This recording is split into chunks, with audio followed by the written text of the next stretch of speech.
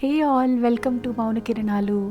ఈ clipping actually first వస్తుంది ఎందుకని అంటే ఆ, అసలు ఈ వీడియో ఏంటి, ఎలా స్టార్ట్ అవ్వబోతుంది అనేది ఒక చిన్న ఇంట్రో లాగా ఇద్దామని చెప్పి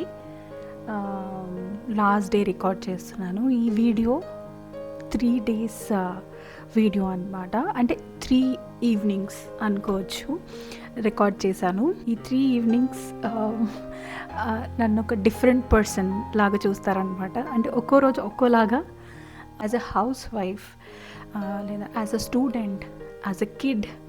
so it's kind of 3 versions, and there is one more version in me that is as a mom. Maybe ఇప్పుడు వీడియోస్లో మీరు అది చూడలేదు. ఈ 3 versions ఆఫ్ మీ, అలాగే that mom version is separate. So ఈ 3 ఒక ఎత్తు అయితే అదొక్కటే ఒకటి.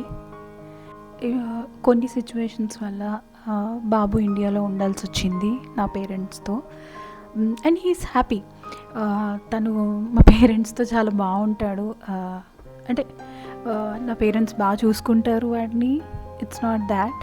బట్ నేను దగ్గరుండి చూసుకోలేకపోతున్నానని ఒక guilt are missing, guilt are what ever, ఏదైనా కానీ I'm really missing my kid here.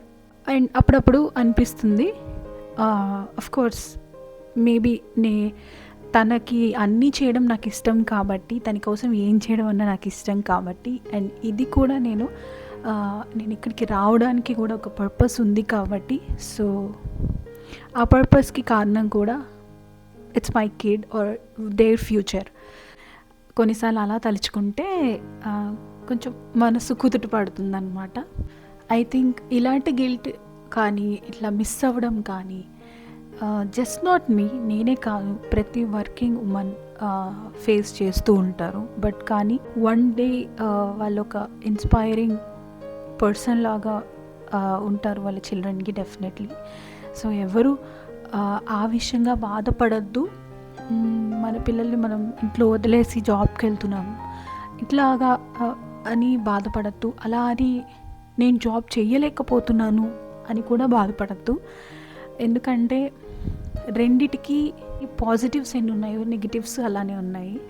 వర్కింగా కాదా, లేకుంటే చదువుకుంటున్నారా, వాట్ ఎవర్ ఇట్ ఈస్, ఏదైనా కానీ అమ్మ ఎప్పుడు అమ్మే. కాబట్టి మనం చేసే పనిలో ఆ గిల్ట్ని మధ్యలో తీసుకురావద్దు. ఎందుకంటే మనం ఏం చేసినా సరే వాళ్ళ ఫ్యూచర్ కోసం మనం చేస్తున్నాం, అలాగే మన కోసం కూడా మనం చేస్తున్నాం. మనది, పిల్లలది ఫ్యూచర్ కోసం మనం ఏదన్నా చేస్తున్నాం.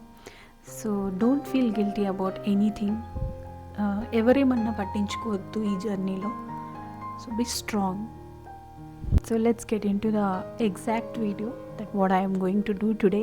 ఈ 3 versions of me, not just me, ఇట్లాగా ప్రపంచంలో చాలా మంది ఆడవాళ్ళు, మగవాళ్ళు అందరూ రెస్పాన్సిబిలిటీస్ నిర్వర్తించడం ఎంత ఇంపార్టెంటో, అవి ఎంజాయ్ చేస్తూ నిర్వర్తించడం ఇంకా ఇంపార్టెంట్. అలాగే వీటన్నిటిలో మధ్య మనకంటూ మనం టైం ఇచ్చుకోవడం ఇంకా important. Because there is always a kid inside you. So ఆ కిడ్కి కొంచెం టైం మీరు ఇవ్వాలి, లేకపోతే మిగతా రెస్పాన్సిబిలిటీస్ అన్నీ చాలా బర్డెన్గా అనిపిస్తాయి.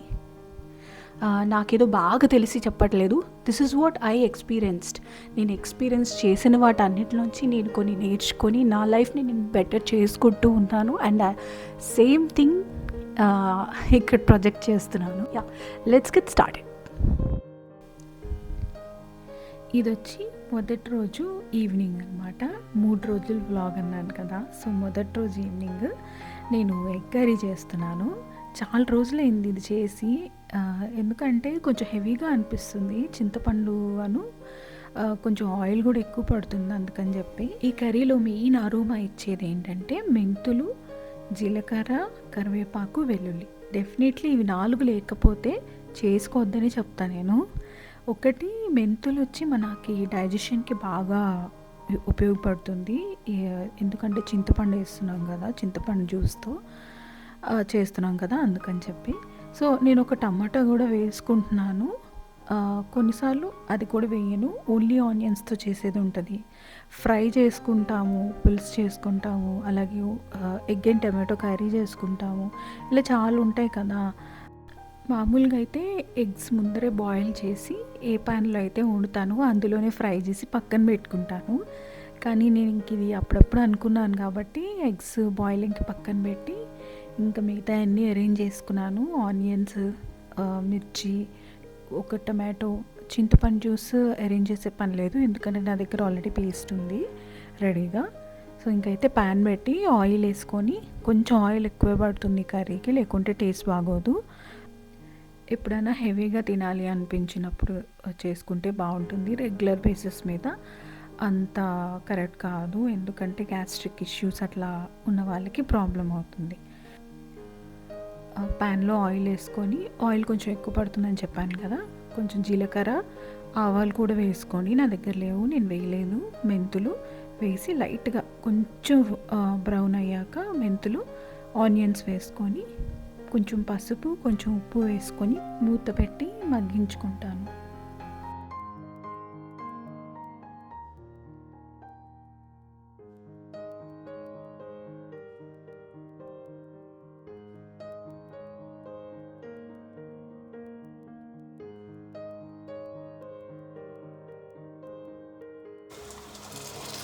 మధ్య మధ్యలో తీసి కొంచెం కల్పించుకుంటూ ఉంటే అడుగున వాడుకుంటూ ఉంటుంది.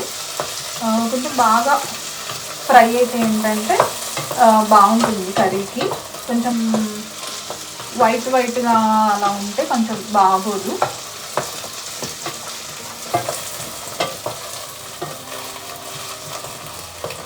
మిర్చి వచ్చేటప్పటికి నేను పులుసు వేసినాక ఇంకా నేను లిడ్ క్లోజ్ చేస్తాను అన్నప్పుడు మిర్చి వేసుకుంటాను. చూసారా, ఫ్రై అయిపోయింది చాలా వరకు, ఆయిల్ కూడా పైకి వచ్చేస్తుంది.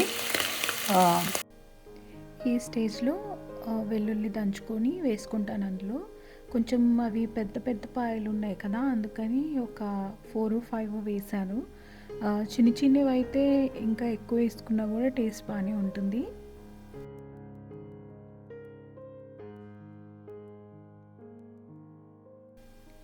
చెప్పా కదా, ఎగ్స్ ఫ్రై చేసుకొని వేస్తానని చెప్పి, టేస్ట్ బాగుంటుందని. నచ్చితే ఫ్రై చేసుకోవచ్చు, లేదా ఎగ్స్ అలానే స్లిట్స్ పెట్టి పులుసులో వేసేసుకోవచ్చు. నేనైతే ఫ్రై చేస్తున్నాను. లైట్గా ఒక స్పూన్ ఆయిల్ తీసుకున్నాను ప్యాన్లో, కొంచెం పసుపు వేసి ఫ్రై చేసుకుంటాను. వెల్లుల్లి వేసాక ఒక 1 or 2 minutes తర్వాత టమాటాలు కూడా వేసుకున్నాను. టమాటా వచ్చి నేను పెద్ద ముక్కలు చేసి వేసాను. గమనించండి నెక్స్ట్ టైము, పెద్ద ముక్కలు అయితే తొందరగా మెల్ట్ అవుతాయి చిన్న ముక్కల కన్నా కూడా. అండ్ ఈ స్టేజ్లోనే కరివేపాకు కూడా వేసుకోండి, ఆ క్లిప్పింగ్ మిస్ అయింది. ఇక్కడ వచ్చి ఐరన్ది వెల్లుల్లి దంచుకున్నాం కదా, అది వెంటనే క్లీన్ చేసేసి తుడిచేసి పెట్టుకుంటున్నాను. ఎందుకంటే ఐరన్వి, అలాగే వుడెన్ చాప్ బోర్డ్స్ లేదా ప్లాస్టిక్ చాప్ బోర్డ్స్ అయినా సరే, ఏదైనా కానీ వెంటనే తుడిచి పెట్టుకోకపోతే ఆ తడి వల్ల మౌల్డ్స్ కానీ అట్లా ఫామ్ అవుతాయి అన్నమాట. బ్లాక్ లేయర్ ఒకటి ఉంటుంది కదా, అట్లా ఫామ్ అవుతుంది. ఐరన్ అయితే రస్ట్ వచ్చేస్తుంది. ఎగ్స్ అయితే ఫ్రై అయిపోయినాయి, గోల్డెన్ కలర్లోకి వచ్చినాయి కదా. ఇంక ఇప్పుడు కర్రీలో సాల్ట్, కారం, చింతపండు పేస్ట్, మీరు ఎంత పులుపు తినగలిగితే అంత. కొంతమంది పులుపు ఎక్కువ తింటారు కదా, సో అలా దాన్ని బట్టి వేసుకొని కొంచెం హాట్ వాటర్ పోసుకుంటే ఏంటంటే తొందరగా బాయిలింగ్కి వస్తుంది కర్రీ. సో కొంచెం ఓవెన్లో ఒక 1 cup వాటర్ పెట్టి వెంటనే హీట్ అవ్వగానే తీసి పోసి ఇప్పుడు ఇది బాయిలింగ్ వచ్చేదాకా వెయిట్ చేస్తాను. చెప్పే కదా పులుసు వేసాక పచ్చిమిర్చి వేస్తానని చెప్పి, సో ఇప్పుడు వేసి మూత పెడతాను. మూత పెడితే ఏంటంటే తొందరగా మరుగుతుంది పులుసు.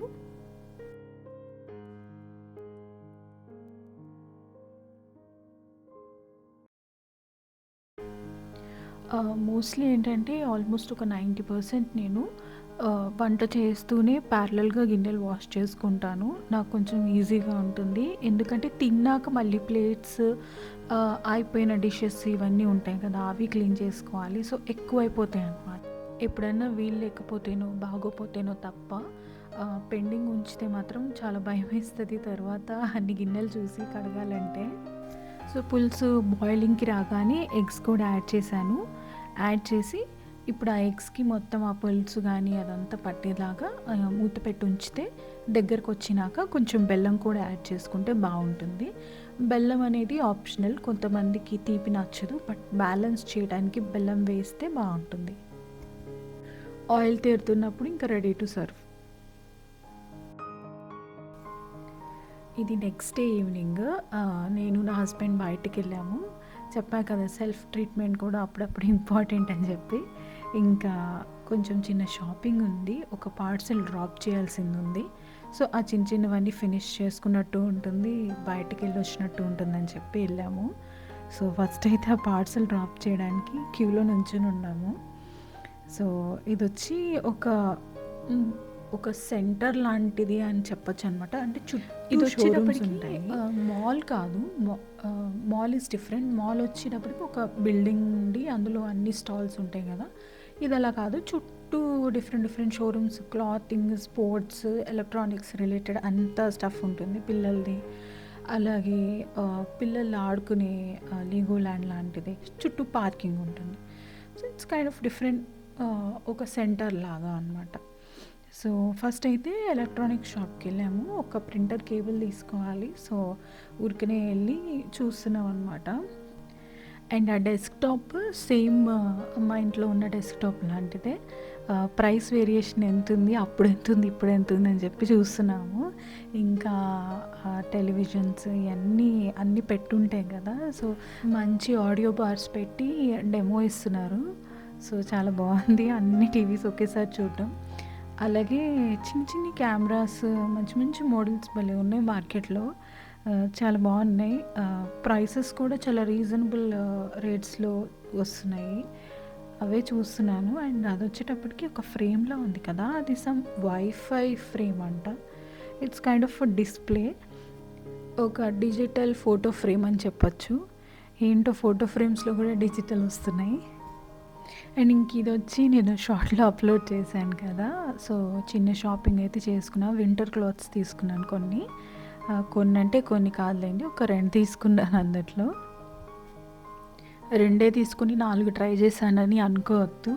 4 ట్రై చేసి ఫోటోస్ కానీ, వీడియో గానీ తీసుకొని అందులో బెస్ట్ ఏదని చూస్ చేసుకుంటాం కదా! సేమ్ అంతే నేను కూడా. మీరు కూడా నాలాగే అయితే comment and let me know. ఇంకా కాసేపు అక్కడే టైం స్పెండ్ చేసి ఇంకా రిటర్న్ అయిపోయాము. మీరు గమనిస్తే మనం ఇంట్లో ఉన్నప్పుడు మనుషులతో ఎక్కువ మాట్లాడట్లేదు రీసెంట్ టైమ్స్‌లో. ఎందుకో మరి ఫోన్స్ వల్ల అవ్వచ్చు, బిజీ వల్ల అవ్వచ్చు, లేకుంటే అలసిపోయో ఇంకేదన్నా అవ్వచ్చు.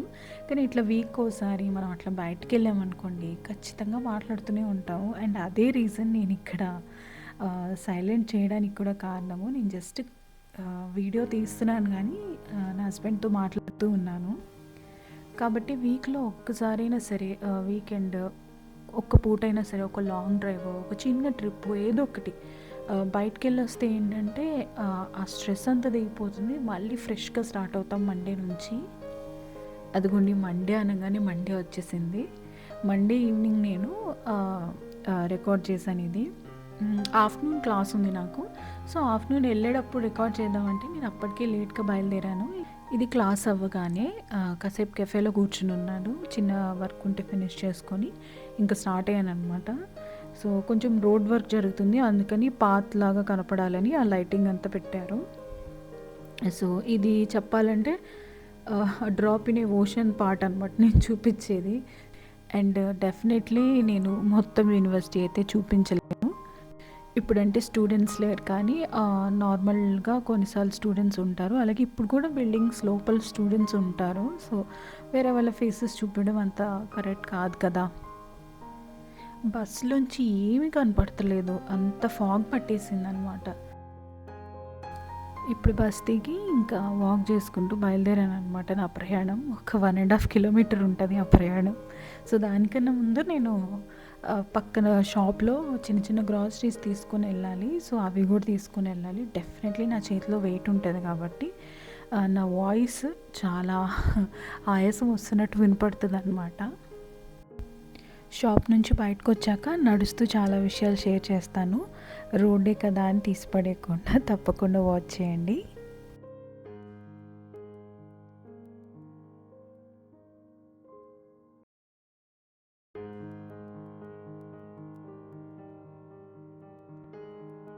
నేను ఈ ఫ్రూట్స్ చూపిద్దాం అనుకున్నాను. ఇవి ఖాకీ ఫ్రూట్స్ అంటారు ఇక్కడ. మామూలుగా అయితే దీన్ని పర్సిమాన్ అంటారు అనుకుంటా. ఇండియాలో కూడా దొరుకుతుంది ఇది. డెఫినెట్లీ ట్రై చేయండి. ఇక్కడైతే మాత్రం ఈ వింటర్ సీజన్లో మొత్తం దొరుకుతుంది. ఆ తర్వాత ఇంక అసలు ఒక్క కాయ కూడా దొరకదు అనమాట. ఇంకొచ్చి నేను టార్టిలా ర్యాప్స్ తీసుకున్నాను. స్మాల్ సైజ్ తీసుకున్నాను. కొంచెం చూడటానికి చపాతీలా అనిపిస్తుంది. కాకపోతే నేను ఎప్పుడైనా క్విక్గా బ్రేక్ఫాస్ట్ చేసుకోవాలి, ఇంకా టైం లేదు అన్నప్పుడు నేను వాడతాను అది.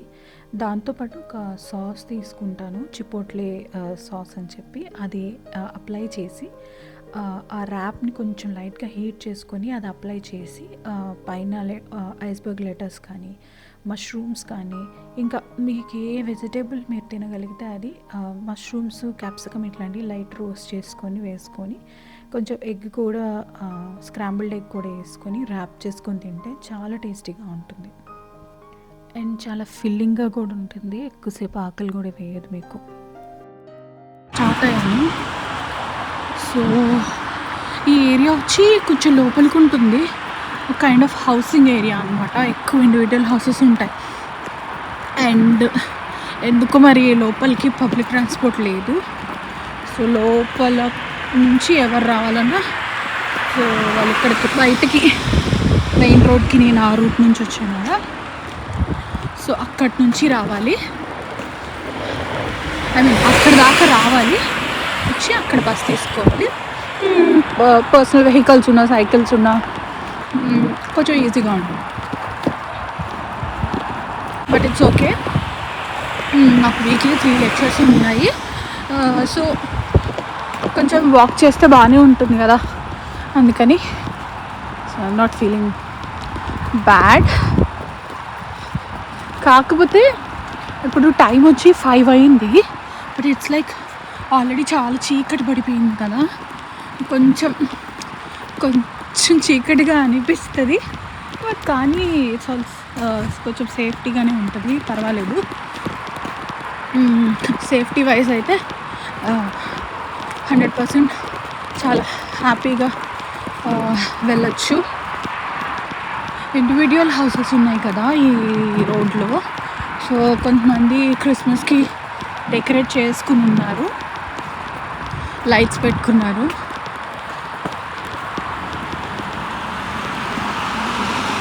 చూసారా, డెకరేట్ చేసుకున్నారు హౌసెస్.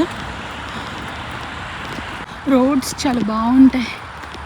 కాకపోతే ఏంటో కొంచెం నిర్మానుష్యంగా, అసలు మనుషులు ఇక్కడ ఉంటున్నారా లేదా అన్నట్టుంటాయి. కానీ భయపడాల్సిన పని లేదన్నమాట. ఇక్కడ మనకి రోడ్స్ ఉంటాయి, రోడ్స్ ఏంటి ఇవి ఉంటాయి కదా ప్రహరీ గోడలు, అలా ఏం పెద్దగా ఉండవు.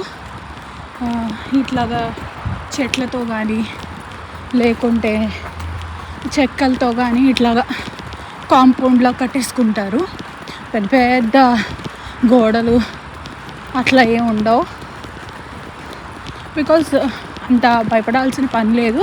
అండ్ ఎవరు ఇంకొకరి కాంపౌండ్లోకి ఎంటర్ అవ్వరు. చేతిలో వెయిట్ ఉంది, అందుకనే ఆయాసం వస్తుంది అనమాట. ఇక్కడ డెకరేషన్ చాలా బాగుంది. బట్ నేను ఇట్లాగా అటు పక్కనకి వెళ్ళి నాకు షూట్ చేయలేను. మేబీ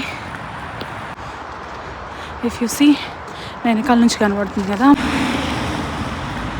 ఈ చిన్ని ప్యాసేజెస్ ఉంటాయి పైన, ఇట్లాగా మధ్యలో స్టెప్స్ ఎక్కి పైన రోడ్లోకి వెళ్ళడానికి. చాలా భలే ఇంట్రెస్టింగ్గా అనిపిస్తాయి కదా. నేను అసలు ఏం కనిపించట్లేదని నాకు తెలుసు, but still I'm showing it. ఈ లైట్ కింద కొంచెం కనబడుతున్నా. నా హ్యాండ్లో వెయిట్ ఉంది అండ్ నా వెనకాల బ్యాగ్ ఉంది. మేబీ వెయిట్ లేకపోతే అంతేం అనిపించదు వాక్ చేస్తా. Stop sowing my face.